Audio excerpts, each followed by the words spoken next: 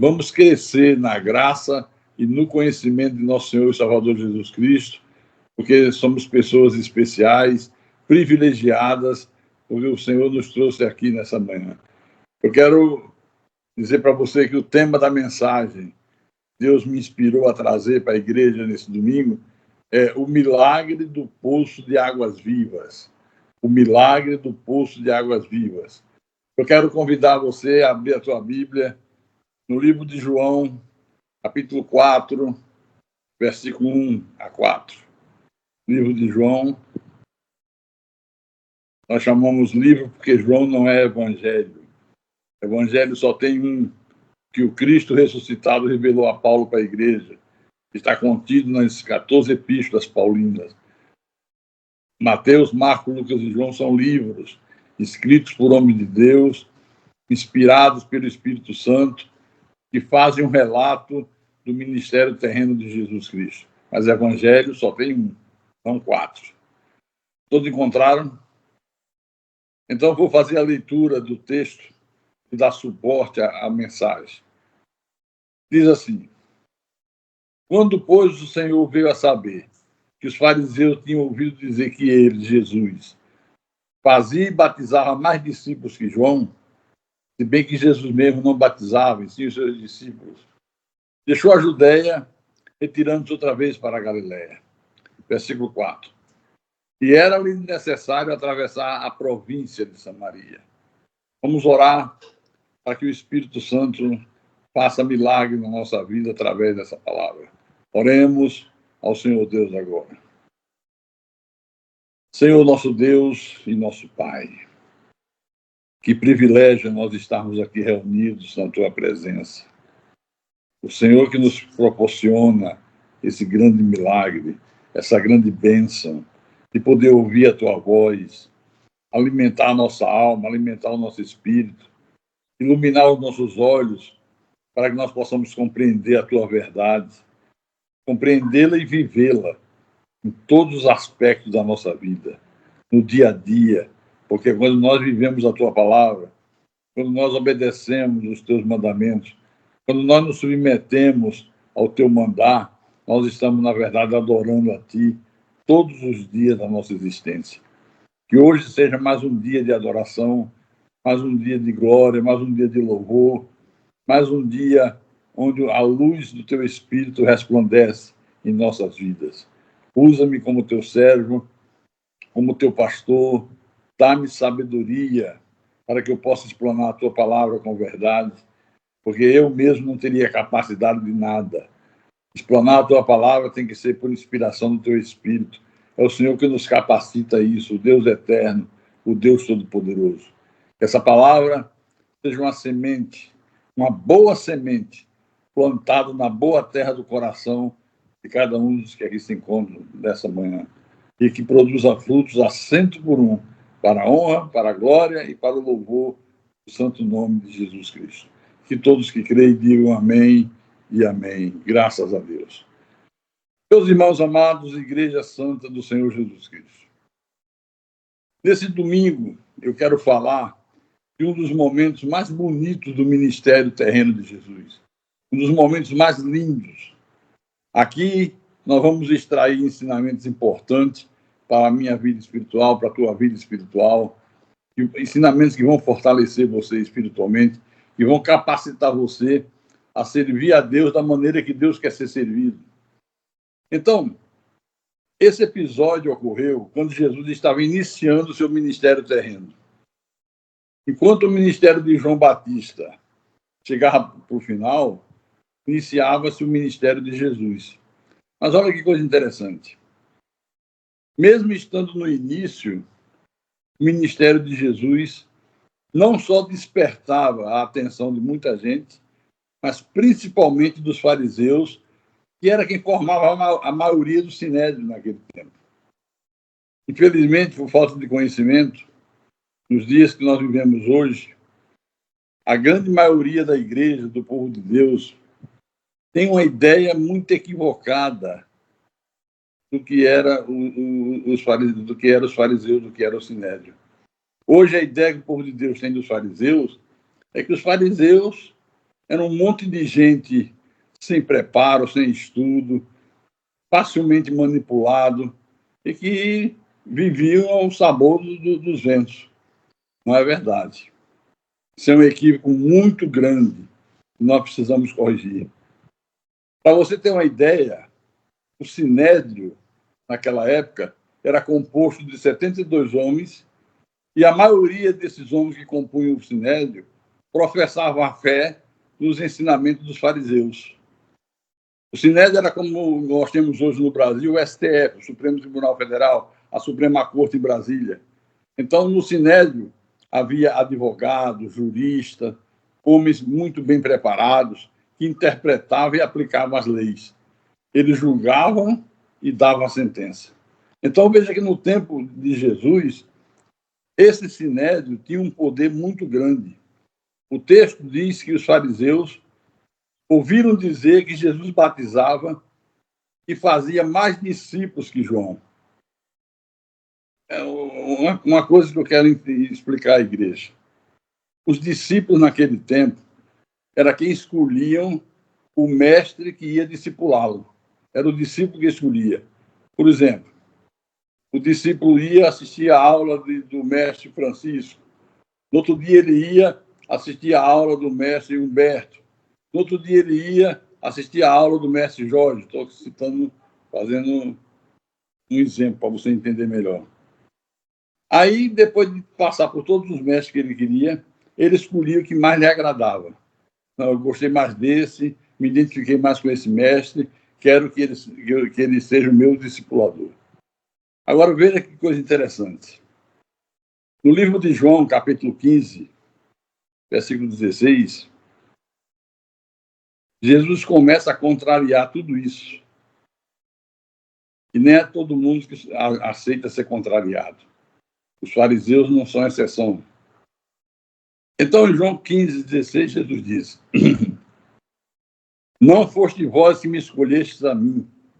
Pelo contrário, eu vos escolhi a vós outros e vos designei para que vades e deis fruto, e o vosso fruto permaneça. A fim de que tudo quanto pedides ao Pai em meu nome, ele vô-lo conceda. Jesus foi objetivo, foi direto. Ele diz: não foram vocês que me escolheram para ser o mestre de vocês. Fui eu que escolhi vocês para serem meus discípulos.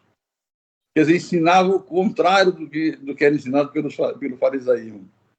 Então, o método de evangelismo, de trabalho espiritual do Senhor Jesus, era frontalmente contrário ao dos fariseus. Totalmente contrário. Em Mateus, capítulo 7, abra no livro de Mateus, capítulo 7, versículo 28 e 29. Vamos ler esses dois versículos. Toda a igreja encontrou? Pastor vai ler. Quando Jesus acabou de proferir estas palavras, estavam as multidões maravilhadas da sua doutrina, porque ele as ensinava como quem tem autoridade, e não como os escribas. Isso aqui gerou um problema para os fariseus. Os fariseus, ao ver o povo elogiar Jesus, gostar do método de Jesus, dos ensinamentos de Jesus, se sentirem incomodados, ficaram cheios de inveja. E Jesus percebe isso. Jesus percebe que o clima ficou pesado. E o que é que ele faz? Ele retira-se outra vez para a Galiléia. Antes que explodisse um conflito, tudo indicava que ia haver, Jesus se retirou do lugar do conflito. Uma coisa que nós precisamos aprender, e o Espírito nos ensina nessa manhã, é nunca enfrentarmos o conflito só para provar que não temos medo, que temos fé, a gente não foge de conflito, a gente encara qualquer parada. Veja que Jesus fugiu do conflito. O Senhor sabia que o momento não era adequado para um conflito, e por isso ele decidiu ir para a Galiléia. Ele disse: eu vou sair desse espaço, o clima está pesado, está ruim, vai haver muito conflito, muita confusão, muita briga, muita discórdia. No momento não é adequado. Vou para a Galiléia. E foi para a Galiléia. No texto que nós abrimos a mensagem, João capítulo 4, versículo 4, diz: E era-lhe necessário atravessar a província de Samaria. Era-lhe necessário. O sentido dessa expressão não é que fosse o melhor caminho que ele tinha escolhido. Havia outros caminhos melhores e mais seguros. Esse era um dos piores caminhos que existia para chegar até a Galiléia. Mas Jesus escolheu esse porque esse passava por Samaria. Então era necessário ir por aquele caminho porque Jesus precisava passar por Samaria. Fazia parte dos desígnios predestinados de Deus. Às vezes, meus irmãos, é necessário que nós passemos por situações que não são muito agradáveis para a nossa vida, mas é necessário passar por aquilo. Quando Jesus chega em Samaria, acontece um encontro que vai nos trazer nessa manhã lições extraordinárias. Veja em João 4, versículos 5 a 8. Acompanhe a leitura junto com o pastor. João capítulo 4, versículos 5 a 8. Diz assim: chegou, pois, a uma cidade samaritana chamada Sicar, perto das terras de Jacó, que Jacó dera a seu filho José. Estava ali a fonte de Jacó. Cansado da viagem, assentara-se Jesus junto à fonte, por volta da hora sexta. A hora sexta é o nosso meio-dia. Versículo 7. Nisto veio uma mulher samaritana tirar água. E Jesus disse para ela: dá-me de beber. Pediu água, estava com sede. Versículo 8. Pois seus discípulos tinham ido à cidade para comprar alimentos. Então Jesus chega a uma cidade samaritana e, sabendo o que iria acontecer, que nada é surpresa para Deus, ele sabia que a mulher ia vir, ela era samaritana, que ela ia tirar água do poço, que ele ia começar um diálogo com a mulher, ele sabia tudo isso. Então ele manda seus discípulos ir à cidade comprar alimentos. Por que isso? Porque ele mandou os discípulos irem para a cidade comprar alimentos. Porque Jesus sabia que seus discípulos, por serem judeus, não aceitariam conversar com uma mulher samaritana. Tem coisa que Deus quer fazer que você não sabe por quê. Você não entende por quê. Os discípulos não entenderam por que Jesus mandou eles comprar alimentos. Mas Jesus sabia por que estava fazendo aquilo. Naquela época, os judeus sentiam um verdadeiro ódio pelos samaritanos. Samaritanos e judeus eram inimigos mortais há séculos. E os samaritanos se julgavam superiores aos judeus. Aí começava o problema. Em Israel, conta-se que um judeu não lavava os pés numa lagoa se um samaritano tivesse lavado as suas mãos ali. Veja como era o preconceito. Um judeu não lavava os pés numa lagoa se o samaritano tivesse lavado as suas mãos ali. Aqui em João, capítulo 4, versículo 7, diz assim: nisto veio uma mulher samaritana tirar água. Vamos ler também o 9 e o 10. Disse-lhe Jesus: dá-me de beber. Então lhe disse a mulher samaritana: como sendo tu judeu, pedes de beber a mim, que sou mulher samaritana? Porque os judeus não se dão com os samaritanos. Quando os discípulos foram para a cidade comprar comida, chega uma mulher samaritana para retirar a água do poço de Jacó. Jesus se vira para aquela mulher e diz: me dá um pouco dessa água. Estava com sede. Vinha de uma caminhada longa de Jerusalém. Estradas poeirentas, sol escaldante. Dá-me um pouco dessa água para que eu beba. A mulher responde: como sendo tu judeu, pede de beber a mim, que sou mulher samaritana? Eu passei muitos anos da minha vida imaginando que a reação dessa mulher era um ato de humildade. Pensava, interpretava dessa maneira. Hoje eu sei que não é. Na verdade, foi um ato de arrogância. Por quê? Porque os samaritanos se consideravam uma casta superior aos judeus. Os judeus, por sua vez, também se consideravam uma casta superior aos samaritanos. Então, o que é que ela estava dizendo aqui? Ela estava dizendo: como pode você, que é uma casta inferior à minha, se dirigir a mim pedindo água? Quem você pensa que eu sou? Considerava os judeus uma classe inferior. Está pensando o que da vida? Me pedir para eu te dar água? Eu não sou tua empregada? Você é inferior a mim? Era esse o clima que havia naquela época. Versículo 10 em diante. Versículo 10. Aí Jesus replica: se conheceras o dom de Deus, e quem é o que te pede, dá-me de beber, tu lhe pedirias, e ele te daria água viva. Agora preste atenção, Igreja Santa do Senhor. Agora, o Espírito de Deus já começa a quebrantar o coração daquela mulher. Ao invés dela encerrar a conversa com Jesus e ir embora para casa, ela começa a se interessar pela proposta de Jesus. O Senhor está se referindo ao suprimento inesgotável de Deus. Quando ele disse, se tu soubesse quem é que te pede, tu lhe pedirias e ele te daria águas vivas. Estava se referindo ao suprimento inesgotável de Deus. Deus tem suprimento para todas as necessidades da nossa vida, para todas as necessidades da minha vida, da tua vida, para todas as necessidades da igreja. Deus supre cada uma das nossas necessidades por toda a nossa existência. Aí no versículo 11, ela responde: Senhor, tu não tens com que atirar, e o poço é fundo. Onde, pois, tens a água viva? Onde é que você tem essa água viva? És tu, porventura, maior do que Jacó, o nosso pai, que nos deu o poço do qual ele mesmo bebeu, e bem assim seus filhos e seu gado? Você é maior do que Jacó? Agora, olha o que é que Jesus diz, versículo 13. Afirmou-lhe Jesus: quem beber desta água tornará a ter sede. Aquele, porém, que beber da água que eu lhe der, nunca mais terá sede. Tá vendo? Provisão inesgotável de Deus. Pelo contrário, a água que eu lhe der será nele uma fonte a jorrar para a vida eterna. Deixa eu explicar um pouquinho aqui. Segura um pouco aí a Bíblia.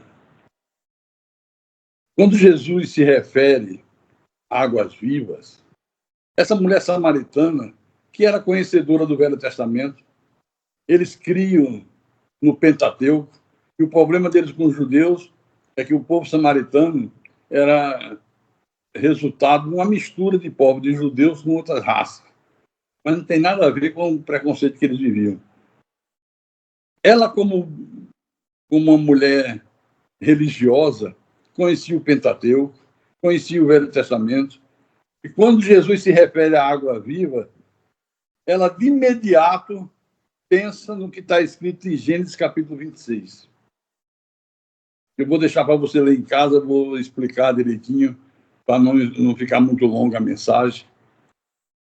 Ela pensa, ela se lembra das coisas que foram narradas em Gênesis 26. Por quê? O que ela pensa? Veja só, de quem é o poço? Que ela está se referindo, de Jacó. Jacó é filho de quem? De Isaac. Isaac é filho de quem? De Abraão. Então ela de imediato tem os seus pensamentos voltados para o que aconteceu e que foi narrado em Gênesis 26. Não sei se você já sabe, mas Isaac foi o único homem da Bíblia que teve um poço de águas vivas. O único. Em Gênesis 26, a Bíblia diz que Abraão deixou um poço de herança para Isaac. Antes de morrer, tinha um poço. Ele disse: isso aqui é teu, Isaac. Você vai usar esse poço. Mas aconteceu algo que não estava no programa. Os pastores de Abimeleque vieram e tomaram o poço de Isaac. Usurparam o poço. Eles disseram: seu Isaac, a terra é nossa, o poço é nosso também. Você não tem direito a nada. Lá em Gênesis 26 está escrito que Isaac não contendeu com eles. Não brigou. Não foi para o confronto. Isaac sai dali, vai para o deserto, e chegando no deserto, abre outro poço, cava outro poço. Deu água no deserto. Outra vez o problema aparece. Dessa feita, vêm os pastores de Gerar e dizem assim: você está muito perto da gente. Você resolveu morar quase divisa com as nossas terras. Nós vamos entulhar teu poço. Não queremos você como nosso vizinho. Vai embora, vaza, pega o beco, porque nós vamos entulhar o poço. Eles pegavam entulho e entulhavam o poço. Não queremos você como nosso vizinho. Você já imaginou isso? Aí, para nossa surpresa, mais uma vez o texto bíblico diz que Isaac não contendeu. Isaac não entrou em conflito. Isaac não decidiu não brigar, não partir para uma guerra, não partir para uma batalha. Ele simplesmente sai, vai para o interior do deserto, como se diz, chega lá no erro, no lugar mais deserto que havia no próprio deserto, no deserto de Beceba. Os seus servos cavaram. Sabe o que aconteceu? Não deu água. Dessa vez a coisa deu ruim, como diz a juventude hoje. Não deu água. O texto diz que todos os dias os servos de Isaac vinham e diziam: cavamos, não tem água. Isaac começa a ficar preocupado. Ele fica preocupado, manda chamar Abimeleque, que foi quem roubou o primeiro poço dele. Alguns historiadores dizem que foi Abimeleque que decidiu vir até Isaac. Outros dizem que foi Isaac que mandou chamar Abimeleque. Mas, seja de uma forma, seja de outra, não altera o resultado final do produto. Ele manda chamar Abimeleque e Abimeleque vem. E o texto bíblico nos informa que Isaac oferece um banquete a Abimeleque. Aí você diz: pastor Carlos Magno, quer dizer que o cara vem, entra na minha propriedade, rouba meu poço, depois eu mando chamá-lo e ofereço um banquete para ele, ofereço uma churrascada, picanha, filé mignon, galinha, tudo de bom e do melhor. O cara roubou o meu poço e agora eu mando chamá-lo e ofereço uma festa para ele. Foi o que Isaac fez. Mas não ficou só nisso, não. No meio daquele banquete, Isaac oferece presentes para Abimeleque. A Bíblia diz que Isaac abençoou Abimeleque. Eles ali fazem uma aliança. Abimeleque reconhece que Isaac era um homem de Deus. Eles fazem a aliança de não se atacarem, de não entrarem em conflito. E Abimeleque se vai. Deixa eu fazer uma pergunta para a igreja. Você estaria disposto a fazer isso com alguma pessoa que já lhe causou prejuízo na vida? Vou repetir. Você teria coragem, disposição para fazer isso que Isaac fez com Abimeleque, com alguém que já lhe causou um mal, já lhe causou prejuízo moral, prejuízo financeiro? Você teria disposição para fazer isso que Isaac fez com Abimeleque, com alguém que roubou os seus poços? Pense. Você teria coragem? Teria disposição? Teria espiritualidade?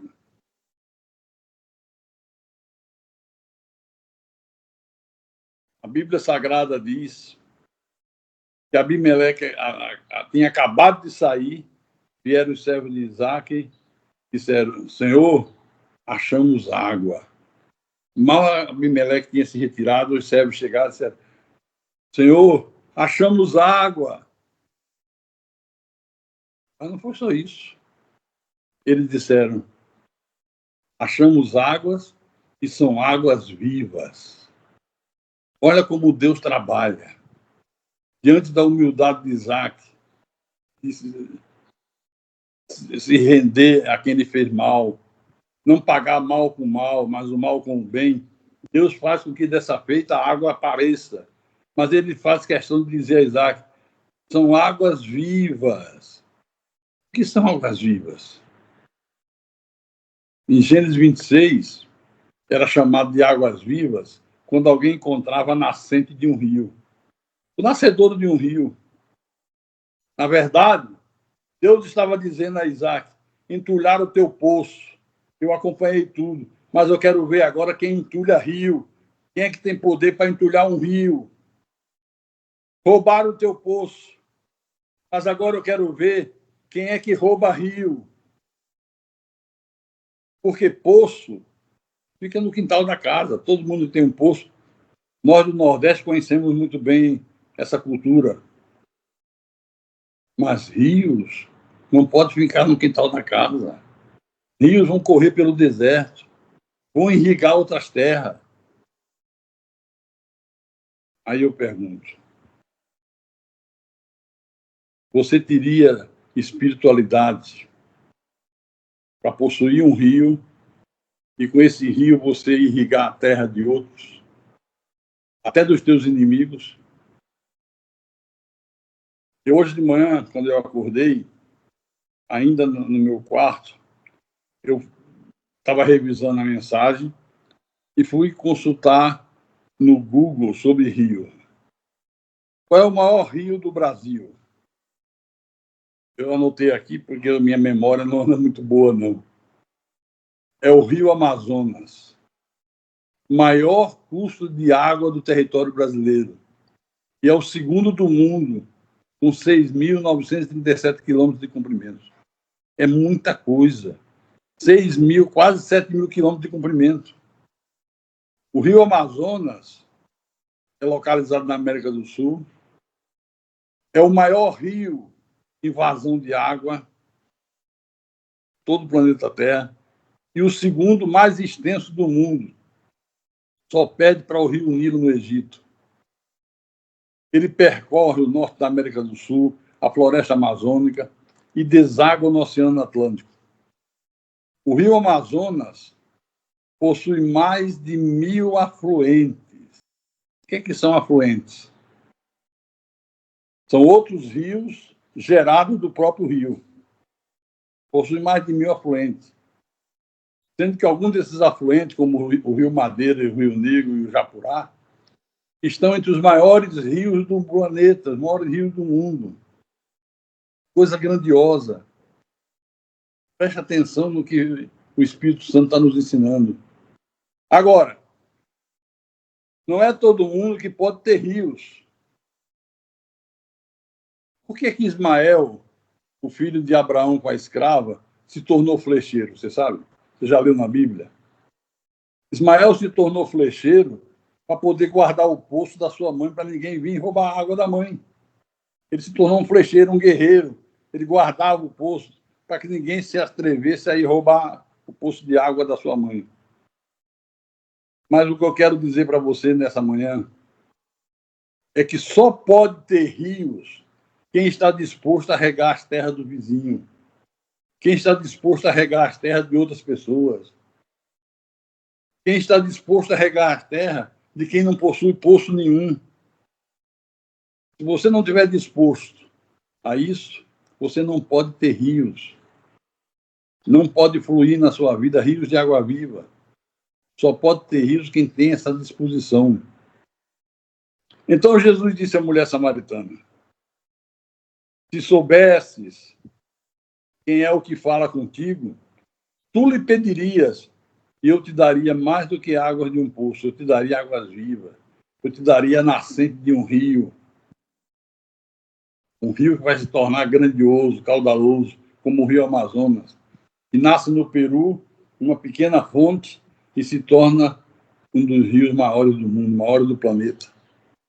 Então só pode ter rios quem está disposto a irrigar as terras do vizinho. Só pode ter rios quem está disposto a dar água a quem não tem água alguma. Dar água a quem tem sede. Essa mulher samaritana, ela olha para Jesus e diz: tu não tem com que tirar. Você não tem com que tirar a água. Jesus disse para a mulher: mulher, quem beber desta água que você está se referindo, que você está querendo tirar, voltará a ter sede. Mas aquele que beber da água que eu lhe der, nunca mais terá sede, nunca mais. O que é que Jesus estava querendo ensinar? Está querendo transmitir para nossas vidas hoje? Ele estava fazendo referência a Gênesis 26, quando os servos de Jacó chegam para Isaac e diz: achamos águas vivas. Não foi apenas água, águas vivas, uma fonte que jorra para sempre, uma fonte que nunca vai secar, uma fonte que nunca vai ter fim. Aí a mulher compreendeu, o Espírito lhe deu discernimento, e ela vira para Jesus e lhe diz: Senhor, dá-me dessa água. Eu quero dessa água.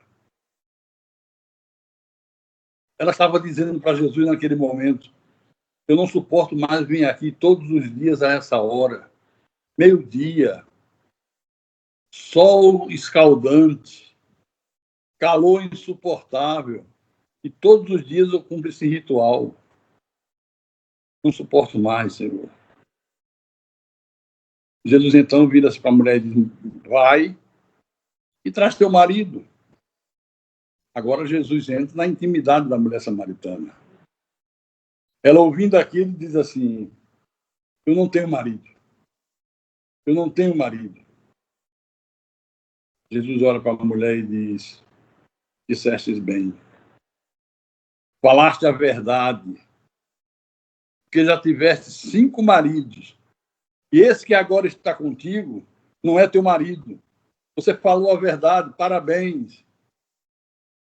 Eu já vi ao longo do meu ministério pastores pregando que essa mulher samaritana era uma prostituta. Era uma profissional do sexo. Mas não é verdade. Os historiadores dizem que é o contrário. Ela tinha se casado 5 vezes e não se sabe os motivos. Todos os 5 maridos lhe deram carta de divórcio.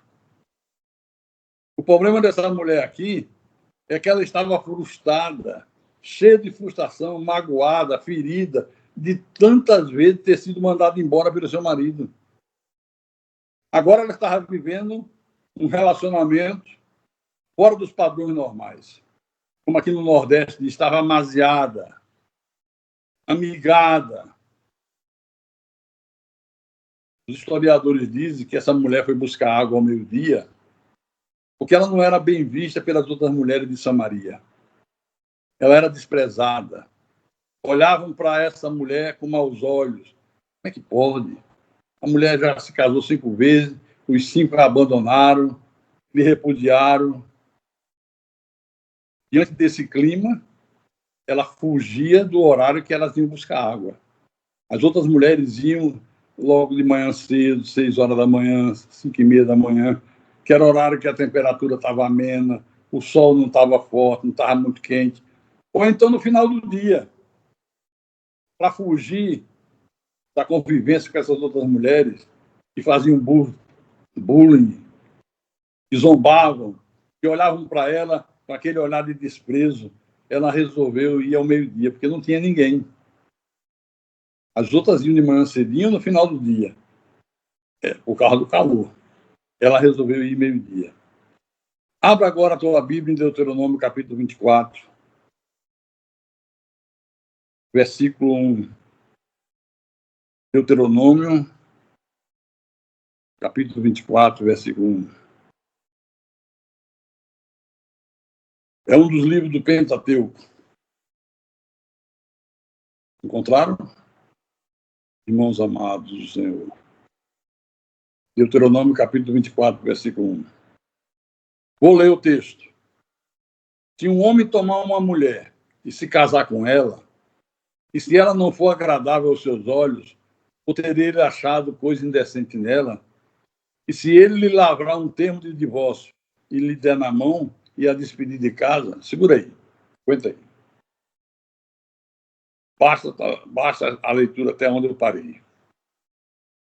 Olha, meus irmãos, essa expressão, coisa indecente, era qualquer coisa que o marido não gostasse.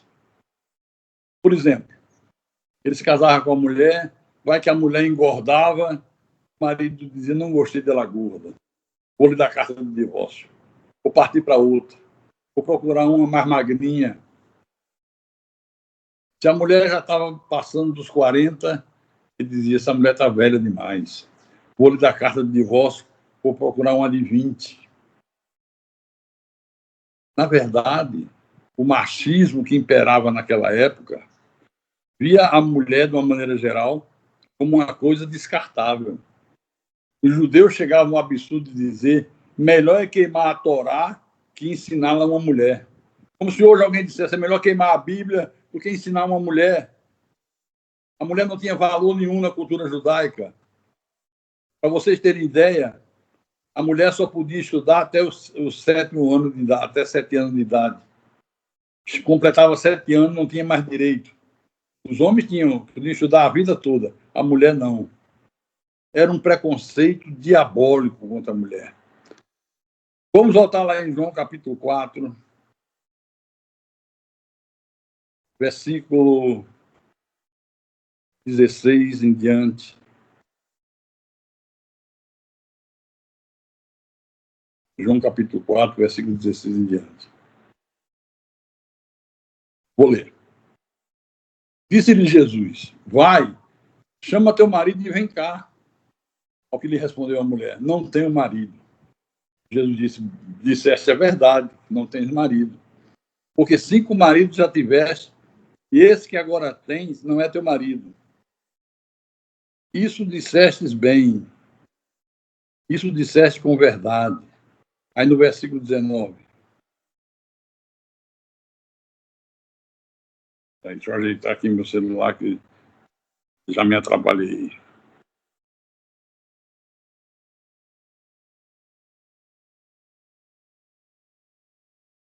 Eu ia ler o versículo 19, né? Calma que eu chego lá. Versículo 19. Senhor, disse a mulher, vejo que tu és profeta. Você está observando como Jesus entra nos detalhes, na intimidade da vida dessa mulher? Está observando isso?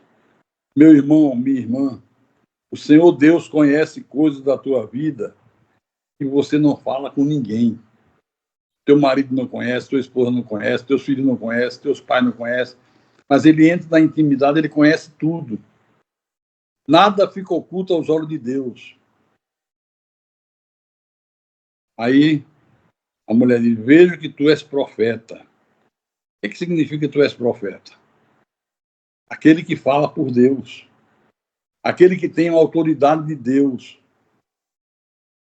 Agora Jesus sai de um assunto jurídico, quando ele tratou de adultério, de repúdio, de divórcio, ele estava tratando de um problema jurídico, mas agora ele volta ao assunto religioso, ao assunto espiritual. Versículo 20. Versículo 20. Diz assim o texto. A mulher falando com Jesus. Nossos pais adoravam neste monte. Vós, entretanto, dizeis que em Jerusalém é o lugar onde se deve adorar. Vós, judeus, vocês dizem que em Jerusalém que se deve adorar. Aí no versículo 21, Jesus diz, mulher, podes crer-me que a hora vem, quando nem neste monte, nem em Jerusalém adorareis o Pai. Vós adorais o que não conheceis. Nós adoramos o que conhecemos, porque a salvação vem dos judeus. Jesus agora foi fundo. Olha o versículo 23. Jesus continua. Mas vem a hora, e já chegou, que os verdadeiros adoradores adorarão o Pai em espírito e verdade. Porque são estes o que o Pai procura para seus adoradores. Versículo 24. Deus é espírito, e importa que os seus adoradores o adorem em espírito e em verdade. Nesse momento aqui, tem uma coisa muito importante que está acontecendo. O Senhor Jesus está estabelecendo uma nova prática de adoração. Agora tem adoradores para todos os lados. Mas ele diz, num português claro, aqui na Bíblia, de uma maneira contundente, direta, que os verdadeiros adoradores adorarão o Pai em espírito e em verdade. Está aqui, está na tua Bíblia, na minha está. Isso é um alerta para a igreja de Jesus em toda a face da terra. Nós temos o péssimo hábito de confundir cantar na igreja com adorar. Nós confundimos pregar com adorar. Temos o péssimo hábito de confundir vir à igreja com adoração. Olha, meus irmãos, adoração não é aquilo que eu faço quando eu estou no templo, quando eu estou no culto. Adoração é aquilo que eu vivo. Adoração não é o que você faz quando está no templo. Adoração é aquilo que você vive. A minha vida toda. Voltou Recife, é? Tem um barulho estranho aqui. A minha vida toda, como a sua também, tem que ser um ato de adoração. Adoração em espírito é quando eu faço espontaneamente aquilo que eu sinto de fazer sem ninguém mandar fazer. Por exemplo, aqui na igreja, na hora do culto, quantas vezes é preciso o pastor dizer: se alegrem, batam palma, dance, se levante. As pessoas obedecem um comando. Mas a verdadeira adoração em espírito é quando você faz aquilo que você está sentindo vontade de fazer, sem ninguém determinar, sem ninguém mandar. Entendeu? Ou quer que eu desenhe? Por que está saindo um barulho estranho aqui no meu celular? Ora entra Recife, ora sai Recife. Que coisa desagradável. Continuar. Se Recife entrar, entrou. Então, por exemplo, está todo mundo cantando sentado. Você está cheio do espírito, se regozijando, feliz com a pregação, a palavra tocou em você, o Espírito Santo te ungiu da presença santa do Deus eterno. E você, sem ninguém mandar, fica de pé. Adora de pé. Toda igreja sentada, você sentiu de adorar de pé. Ninguém manda você adorar de pé. É uma coisa que você sente. Isso são esses que ele procura para seus adoradores. Os que o adoram em espírito e em verdade. Adorar em espírito é isso. Ter vazão ao que você está sentindo. Você lembra que nós falamos essa semana, Davi levando a arca de volta para Jerusalém? Ninguém mandou Davi dançar. Davi era o rei, mas ele estava tão feliz, tão cheio de gozo espiritual, que ele foi para frente daquele cortejo de 35 mil pessoas e começou a dançar com todas as suas forças. Não se importou com os comentários. Ele estava feliz, ele estava empolgado, ele começou a dançar com todas as suas forças no meio da rua, o rei de Israel. Isso é adorar em espírito. Então, esse que o Senhor procura para seus adoradores. Mas ele diz adorar em espírito e em verdade. O que é adorar em verdade?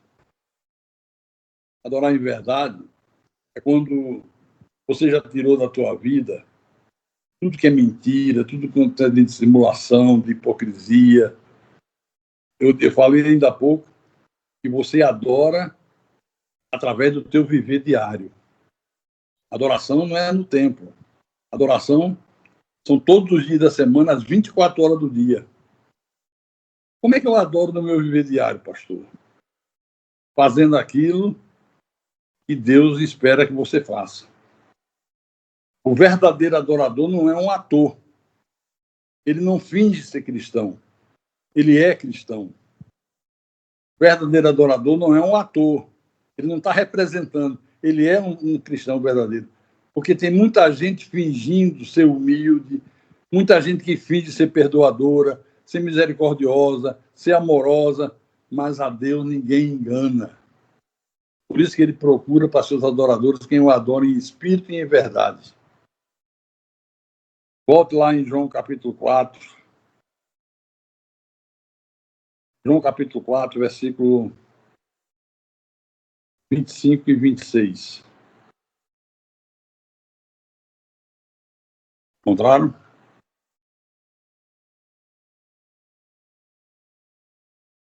Continuando. A mulher disse: eu sei, respondeu a mulher, que há de vir o Messias chamado Cristo. Quando ele vier, nos anunciará todas as coisas. Aí Jesus se vira para a mulher e diz: eu sou eu que falo contigo. Eu sou Deus, eu sou o Todo-Poderoso, eu sou o Criador, eu sou o único Deus verdadeiro. Lembra quando Deus mandou Moisés ir ao Egito libertar o povo? Eu disse: Senhor, o que é que eu digo? Se o faraó perguntar quem te mandou, se diga: eu sou, me mandou. Olha aqui. Eu sou, eu que falo contigo. Isso é maravilhoso. Deixa eu virar a página. Só que agora aconteceu aquilo que Jesus temia. Os seus discípulos que tinham ido comprar comida voltam e encontram Jesus conversando com a mulher samaritana. O problema é que ele não estava conversando apenas com uma mulher, coisa que o judeu não fazia de público. O judeu não conversava nem com a sua esposa de público. Isso era a regra entre eles. Agora imagine, além de conversar com uma mulher de público, uma mulher samaritana. Eles tinham ido comprar comida, voltam, encontram Jesus num bate-papo agradável com a samaritana. Isso era uma grande afronta para os judeus. Pastor, mas é verdade que o judeu não conversava com a mulher de público? É verdade. Nem com a própria esposa. Leia o versículo 27. Versículo 27. Neste ponto, chegaram os seus discípulos e se admiraram do que estivesse falando com uma mulher. Olha só. Se admiraram de ele estar falando com uma mulher. Não sabiam ainda que ela era samaritana. Todavia, nenhum lhe disse: que perguntas? Ou por que falas com ela? Aí a mulher, nesse meio tempo, vendo que o clima ficou estranho, deixa Jesus e vai para a sua cidade. Nos versículos 31 em diante, acompanha a leitura aí. Versículo 31 em diante. Nesse interim, os discípulos lhe rogavam, dizendo: mestre, come, chegamos, trouxemos comida. Mas ele lhes disse: uma comida tenho para comer que vós não conheceis. Diziam então os discípulos uns aos outros: ter-lhe-ia, porventura, alguém lhe trazido o que comer? É engraçado esses discípulos de Jesus, né? Será que alguém trouxe o que comer? Aí Jesus disse, versículo 34, a minha comida consiste em fazer a vontade daquele que me enviou e realizar a sua obra. Discípulo discutindo, será que alguém trouxe comida para ele? Uma comida que nós não conhecemos, ele está dizendo. Será que trouxeram um baião de 2 com carne de sol? Fazendo uma brincadeira, porque naquela época não existia ainda Nordeste. Será que alguém mandou para ele uma feijoada carioca, uma pizza paulista? Será que alguém trouxe comida para ele? E ele está afirmando que tem uma comida para comer que nós não conhecemos. Aí eu sou obrigado a fazer outra pergunta para a igreja. E que você tem se alimentado, meu irmão? O que é que você tem usado como alimento? Ah, pastor, fazer a vontade do meu Pai que está no céu. Ah, é? Você está disposto a se alimentar da comida que Deus lhe dá? Fazer a vontade dele? Fazer outra pergunta. E se a vontade de Deus for diferente da tua? Você está disposto a fazer? Se Deus mandar você fazer alguma coisa que você não gostaria de fazer, você faz? Se Deus decidisse mandar você para uma cidade que você não gostaria de maneira nenhuma de ir, você iria? Se Deus mandasse você abençoar quem você tem tanta bronca que gostaria de amaldiçoar, você abençoaria? Quer mais? Se Deus mandasse você curar uma pessoa que você... desejo seu era acabar com a vida dela de uma vez, matar de uma vez aquela pessoa. Você faria? Você curaria? O que é que tem te alimentado, meu irmão? Por que é que você está aqui esta manhã de domingo? Por que é que você vai voltar logo mais às 18 horas? Sabe por quê? Porque você quer fazer a vontade de Deus. E fazendo a vontade de Deus, você está alimentando a tua alma. Você está aqui nessa manhã porque você quer fazer a vontade de Deus. Você vai voltar às 18 horas porque você quer fazer a vontade de Deus. Às vezes dá um cansaço, almoça, tira um cochilo, acorda indisposto, mas você diz, não, eu tenho que fazer a vontade de Deus. Eu tenho um compromisso com Deus. Você vem para o culto da noite. Terça-feira à noite, você dá prioridade a Deus. Está fazendo a vontade dele. E fazendo a vontade dele, você está alimentando a tua alma. Pense nisso. Até que ponto você está disposto a fazer a vontade do Pai? Vou falar uma coisa para você agora, quero que você entenda. A oração que Deus recebe é a oração do nosso coração. Não é a que sai dos nossos lábios. Por que não é a que sai dos nossos lábios? Porque às vezes você diz, Senhor Jesus, seja feita a tua vontade na minha vida. Mas no íntimo, você está querendo outra coisa. Você está falando aquilo ali mecanicamente. No íntimo, no teu íntimo, você está desejando outra coisa. Você ora dizendo, Senhor, cura esse meu irmão que está aqui sofrendo muito, mas esse irmão que está sofrendo muito, um dia te magoou, um dia te causou prejuízo. Você pede, Senhor, cura esse irmão que está sofrendo, mas no teu coração você está dizendo, por que essa praga não morre de uma vez? Por que esse miserável não morre de uma vez? Quantas vezes acontece isso? Quer mais? Hoje eu estou para perguntas. Se Deus mandar você sair da tua terra, da tua cidade, e ir para uma terra que Ele ainda vai te mostrar, você iria?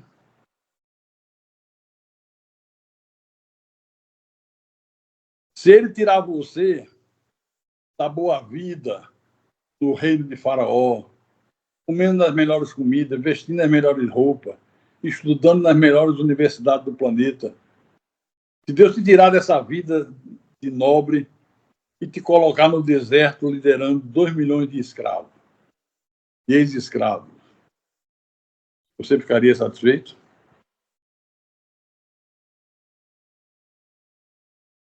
Medite, pense. Então, Jesus disse para os discípulos, uma coisa eu tenho para comer que vocês não conhecem. Tem uma comida que vocês não conhecem. Fazer a vontade do meu Pai. Fazer a vontade do meu Pai.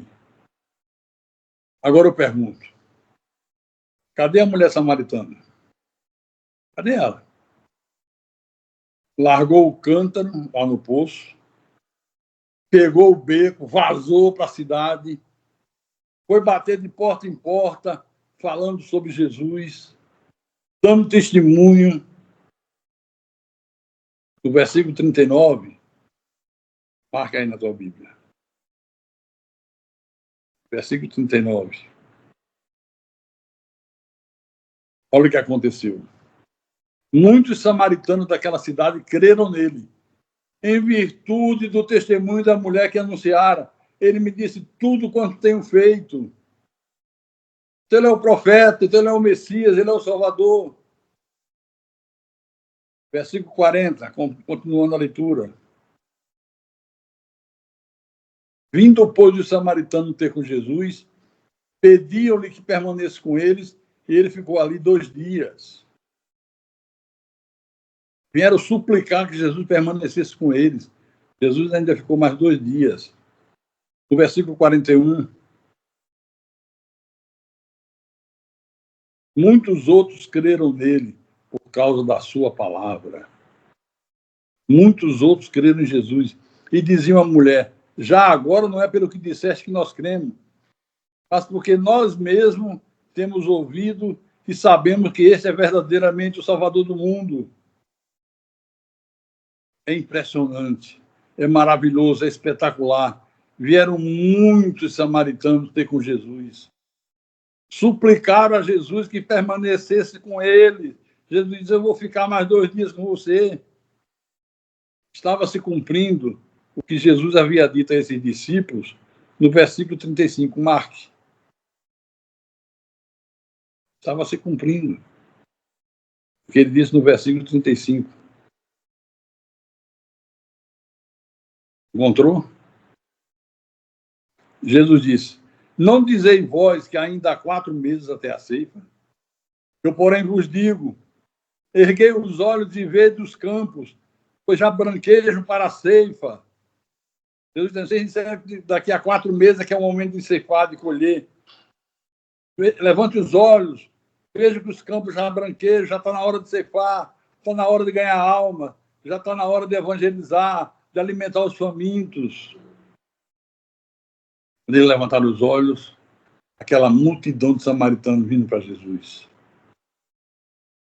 O que é que ele está dizendo para a igreja nessa manhã? Dê água a quem tem sede. Dê água a quem não tem poço. Jesus está dizendo para você e para mim: erga os teus olhos, veja. Está na hora de ceifar. Ceife nos teus vizinhos, na tua família, no teu local de trabalho, na tua escola, na tua faculdade, aonde quer que você esteja. Já é hora de ceifar.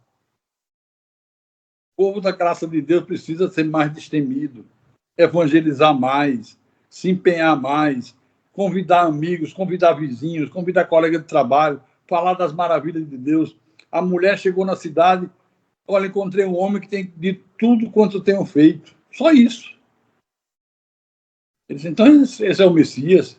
Como é que ele ia saber tudo que você tem feito? Se tem coisa que ninguém sabe. Só pode ser o Messias. Não precisou ela fazer um tratado de teologia, não precisou falar de predestinação, não precisou falar de preexistência, só falou do poder do santo nome de Jesus Cristo. Erga os teus olhos e veja. É tempo de colheita, meu irmão. O Senhor, quando te chamou das trevas para a sua maravilhosa luz, ele te deu uma fonte a jorrar para a vida eterna. Rios de água viva. Mas você só pode ter esse rio se você estiver disposto a socorrer os sedentos. Se você estiver disposto a repartir a água desse rio com quem não tem água nenhuma, quem não tem nenhum poço. Você está disposto a fazer isso? Já devia ter começado a fazê-lo. Está sentindo fraco? Tem um alimento que fortalece. Fazer a vontade do meu Pai. Fazer a vontade de Deus. Quantos nessa manhã estão em casa? Alguns doentes, querendo estar na igreja sem poder. Outros foram surpreendidos por algum imprevisto. Talvez uma chuva torrencial que alagou a rua, alagou a casa. Esses não podem vir.